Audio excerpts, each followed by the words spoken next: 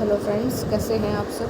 Friends, आज हम बात करेंगे कि सीटेट कैसे पास किया जाए, उसकी क्या बेस्ट स्ट्रेटजी होनी चाहिए और किस प्रकार आप पेपर पास कर सकते हैं फर्स्ट अटैम्प्ट में ही। ठीक है, तो आज उसके बारे में बात करेंगे। क्योंकि क्या होता है कि कुछ बच्चे ऐसे होते हैं, कुछ क्या मोस्टली बच्चे ऐसे होते हैं कि तैयारी तो शुरू कर देते हैं, लेकिन उन्हें यही पता नहीं होता कि कैसे तैयारी करें, कहाँ से तैयारी करें, कहाँ से पढ़ें, कहाँ से नहीं पढ़ें। बस जाते हैं और डायरेक्ट यूट्यूब पर पढ़ना शुरू कर देते हैं। यही नहीं जानते कि क्या स्ट्रेटजी है पढ़ने की, किस प्रकार से रणनीति तैयार करी जाती है। तो आज हम उसी के बारे में बात करेंगे। तो फ्रेंड्स, सबसे पहले किसी भी काम को करने के लिए हमारे माइंड के अंदर एक स्ट्रेटजी होनी चाहिए। मतलब हमें अपने माइंड के अंदर एक स्ट्रेटजी बनानी चाहिए कि हमें एक काम किस किस प्रकार से करना है। ठीक है, तो ये चीज़ हर लाइफ के हर फेस में लागू होती है, चाहे आप फिर किसी भी फील्ड में हो, किसी भी फील्ड में आप काम करते हो, हर जगह ये चीज़ लागू होती है। ठीक है दोस्तों, तो चलिए आज हम जानेंगे कि किस तरह से फर्स्ट अटैम्प्ट में ही सीटेट को पास करें। तो इसके लिए सबसे पहले क्या करेंगे हम।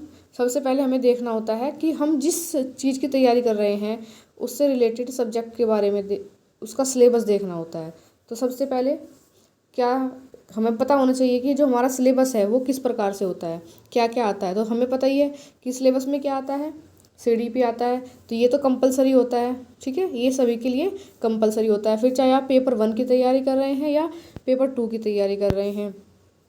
सेकंड नंबर पर हमारी लैंग्वेजेस आ जाती हैं। 2 लैंग्वेज होती है, इनमें से दोनों लैंग्वेज में से क्या होता है कि एक लैंग्वेज जो हिंदी लैंग्वेज है वो तो हमारी कंपलसरी होती है, और जो दूसरी लैंग्वेज हमें चूज़ करनी होती है वो हम इंग्लिश भी चूज़ कर सकते हैं, संस्कृत भी चूज़ कर सकते हैं और उर्दू भी चूज़ कर सकते हैं। ठीक है दोस्तों, तो मतलब इसमें से फर्स्ट हिंदी लैंग्वेज हमारी कंपलसरी होती है और जो सेकंड लैंग्वेज होती है वो हमारी ऑप्शनल होती है। उसमें से हम सेकंड लैंग्वेज में जो भी हम अच्छे से परफॉर्म कर पाए उसके अकॉर्डिंग हम चूज़ कर सकते हैं। थर्ड नंबर पर आता है फ्रेंड्स, थर्ड नंबर पे सब्जेक्ट जो हमारा मेन सब्जेक्ट होता है, जो पेपर 1 की तैयारी करते हैं उनके वो ईवीएस की तैयारी करेंगे, और जो पेपर 2 वाले हैं वो मैथ साइंस या सोशल साइंस की तैयारी करेंगे। अच्छा, इसमें यहाँ पर एक चीज़ और देखेंगे हम कि जो ये सीडीपी है, सीडीपी ये भी 30 मार्क्स का आता है, और जो लैंग्वेज 1 होती है वो भी 30 मार्क्स की आती है, और जो लैंग्वेज 2 होती है वो भी 30 मतलब 30 मार्क्स के आते हैं ये सब। लेकिन जो हमारा हमारा मेन सब्जेक्ट होता है, जैसे पेपर 1 वालों का क्या हुआ, जो पेपर 1 की तैयारी करते हैं वो ईवीएस आता है, तो ये 60 मार्क्स का होता है। ठीक है, और जो सेकंड पेपर की तैयारी करते हैं जैसे उनके में सब्जेक्ट जैसे मैथ साइंस हो, जो सोशल साइंस आता है वो भी 60 मार्क्स का होता है। तो ऐसे टोटल मिलाकर जो हमारा जो पेपर है वो कितने का हो जाता है, 150 मार्क्स का। ठीक है दोस्तों, तो यहाँ पर आप समझ गए सिलेबस के बारे में कि क्या आता है। सीडीपी आती है 30 नंबर की, फिर 2 लैंग्वेजेस होती हैं जिसमें से हिंदी कंपलसरी होती है और सेकंड लैंग्वेज हम कुछ भी चूज़ कर सकते हैं, वो ऑप्शनल होता है। उसमें आप इंग्लिश, संस्कृत, उर्दू कुछ भी चूज़ कर सकते हैं। ठीक है, थर्ड नंबर पर जो हमारा मेन सब्जेक्ट होता है जिसमें जो 60 नंबर का आता है पोर्सन, उसमें क्या होता है, पेपर जो 1 वाले हैं वो ईवीएस की तैयारी करते हैं, और जो पेपर 2 वाले हैं मैथ्स साइंस या सोशल साइंस, अब से अपने सब्जेक्ट के अकॉर्डिंग। तो यहाँ पर हमारा जो टोटल जो नंबर बनते हैं वो कितने में से बनते हैं, वो बनते हैं 150 में से।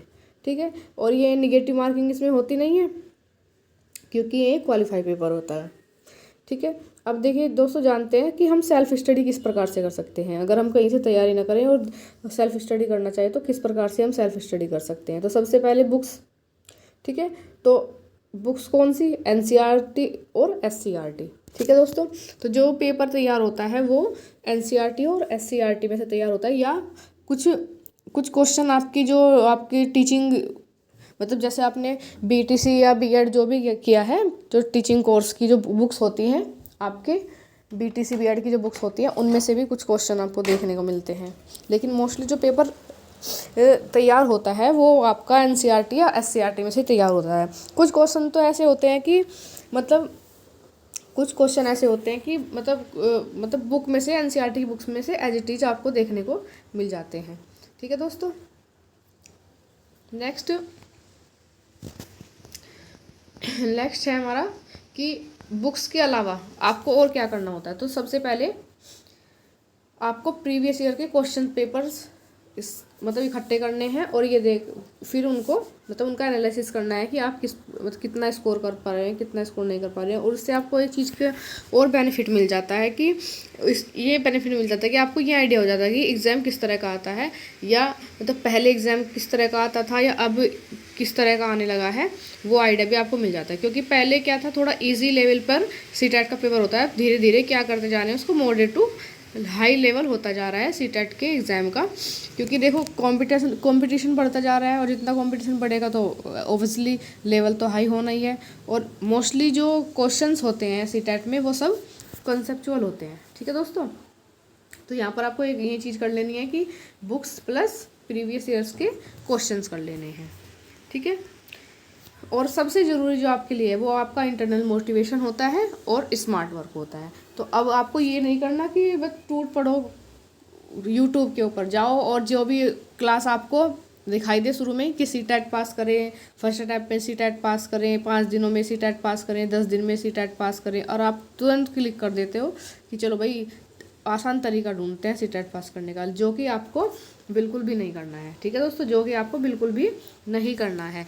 भले ही अपने लिए टाइम निकालो, 8 दिन निकालो, 10 दिन निकालो कि सेल्फ स्टडी करो कि आप कितना जानते हैं, कितना कर सकते हैं। फिर उसके बाद अच्छे से सिलेबस देखो, CDP का सिलेबस देखो कि सिलेबस में क्या क्या पूछा जाता है। ठीक है, SYLLABUS सिलेबस। ठीक है, अच्छे से सिलेबस देखो कि CDP का सिलेबस कहाँ है, क्या है, किस टॉपिक से किस तरह के क्वेश्चन पूछे जाते हैं, उसका एनालिसिस करो। फिर आप हिंदी का देखो कि हिंदी किस तरह का आता है। मोस्टली तो हिंदी में पैराग्राफ टाइप क्वेश्चन आते हैं। ठीक है, फिर इंग्लिश में भी इस तरह का ही आता है, पैराग्राफ आती है और पैडागोजी आती है। ठीक है दोस्तों, और फिर आपका मेन सब्जेक्ट। तो अगर आपकी अपने मेन सब्जेक्ट पर जो भी आपका मेन सब्जेक्ट है, अगर तो किसी का EVS है, ठीक है दोस्तों, या किसी का EVS है, मैथ्स है, या साइंस है, या SST है, कुछ भी है, मतलब इनमें से कोई भी आपका मेन सब्जेक्ट है, तो अगर आपकी अपने सब्जेक्ट के ऊपर अच्छी पकड़ होगी तो ही आप सीटेट का पेपर पास कर पाओगे। ये बिल्कुल 100% रियलिटी है, क्योंकि 60 नंबर बहुत ज़्यादा मायने रखते हैं। 60 नंबर का आपका सब्जेक्ट पूछा जाता है, 60 नंबर बहुत ज़्यादा मायने रखते हैं। अगर आपकी अपने सब्जेक्ट के ऊपर पकड़ अच्छी है तो आप फर्स्ट अटैम्प्ट में ही बहुत अच्छे से सीटेट को पास कर जाओगे। कोई भी नहीं रोक सकता आपको सीटेट पास करने से। तो ये थी आपके लिए कुछ बातें जो कि आप अगर अपने रूटीन में फॉलो करेंगे तो आप 100% सीटेट क्वालिफाई कर जाएंगे फर्स्ट अटैम्प्ट में ही। और सबसे ज़रूरी आपके लिए इंटरनल मोटिवेशन का होना ज़रूरी है। अगर आप अंदर से ही मोटिवेटेड नहीं होंगे तो आप कोई कितना ही बढ़ा ले, कितना ही आपके लिए ये नोट्स आपको प्रोवाइड करवा दे, आप नहीं कर पाओगे जब तक कि आप इंटरनल मोटिवेट नहीं होंगे। ठीक है दोस्तों, तो अब हम धीरे धीरे अपने सीटेट का सफ़र शुरू करने वाले हैं। जल्दी मैं अपने चैनल पर क्लास शुरू करा दूँगी सीटेट की, तो चैनल से जुड़ जाना। और मिलते हैं नेक्स्ट वीडियो में, तब तक के लिए धन्यवाद।